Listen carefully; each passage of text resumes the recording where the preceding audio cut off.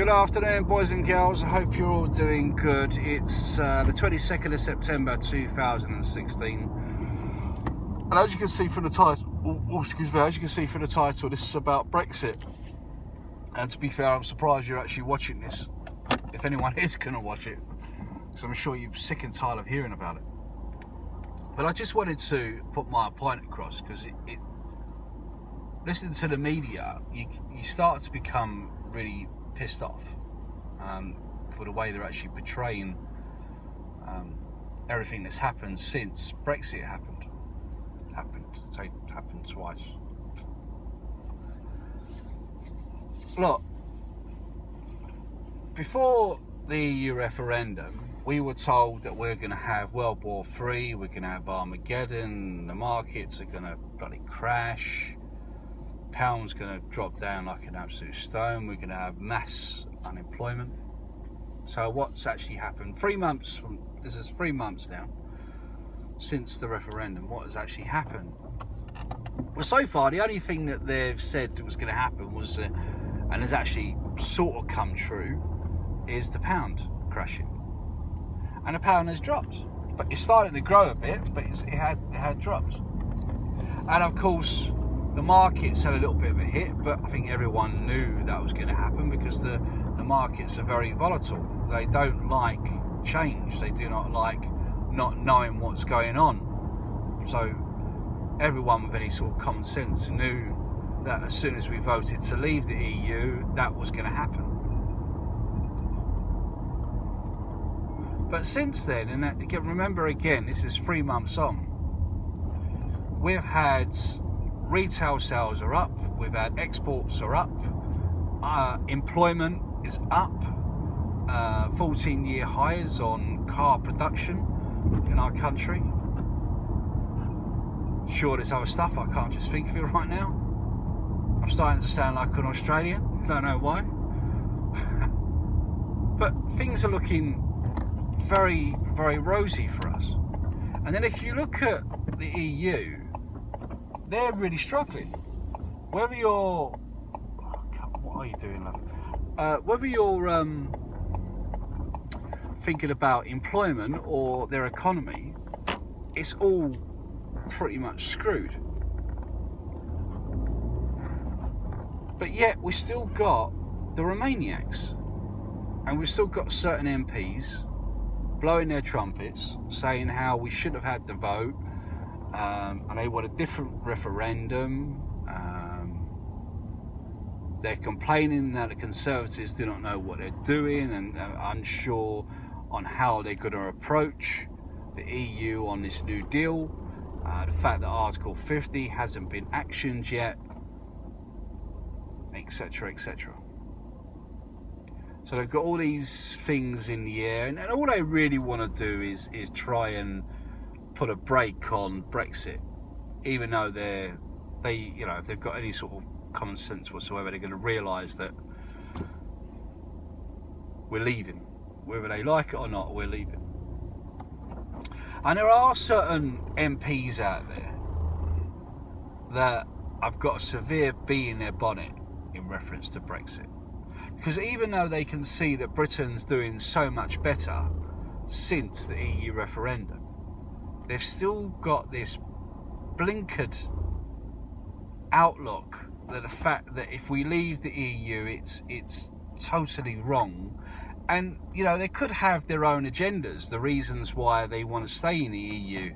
And I'm guessing if you look at someone like Tony Blair, where he's made millions from the EU, and then he's gone on from there to make even more and more millions, then maybe these people are looking at their careers in the future. That's my guess, but it could be 1,000,001 reasons why they're thinking the way they are and they're acting the way they are.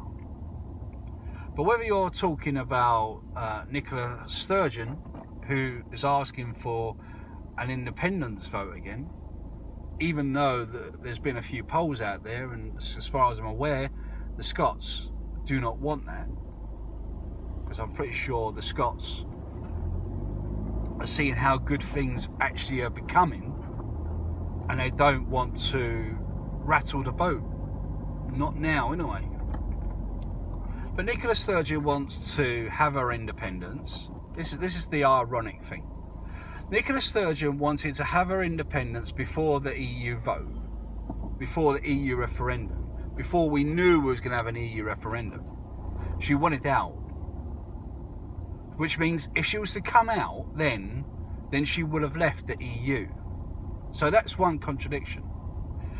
Second contradiction is that she now wants her independence, but then in the same breath she wants to then join the EU, which means taking away your independence.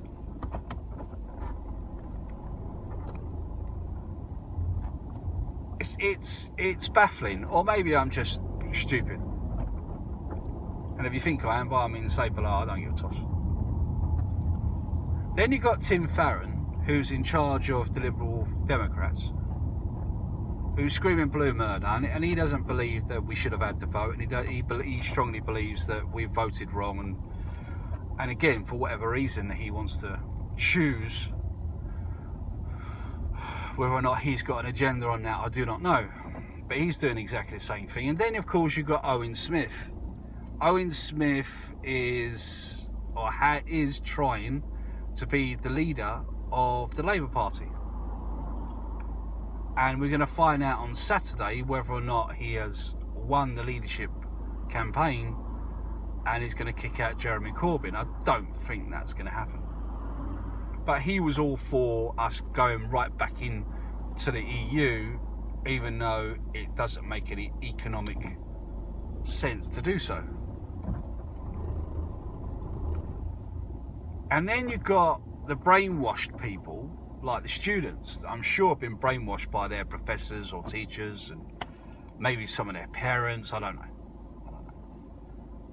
to believe that we are still better off in the EU, even though they know completely that they're corrupt, that the organisation's really stupid, you know, the way they do things is really bad, their economy is really bad, their political views are just, I mean, crying out loud, they want their own army, they want their own bank, their own army. They basically want to be one unit. They don't want nation states anymore. They don't want Germany, France, England, and so on. They just want Europe. They just want one unity, and that's it. And that's definitely not what I want.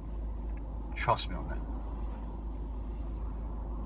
So I guess the reason I'm doing this video is I wanted to make sure that, you know, people are aware how good we've got it right now.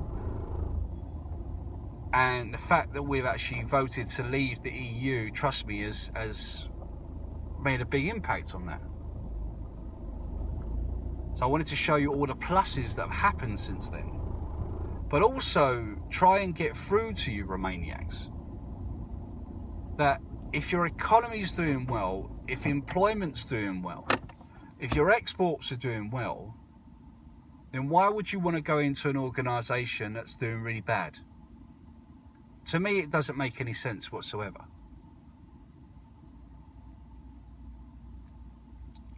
So this is what I'll do. I will debate anyone, and whether it be an MP, which is very doubtful, or anyone else on YouTube in reference to the reasons for being in or out of Europe. I'll be more than willing to do that.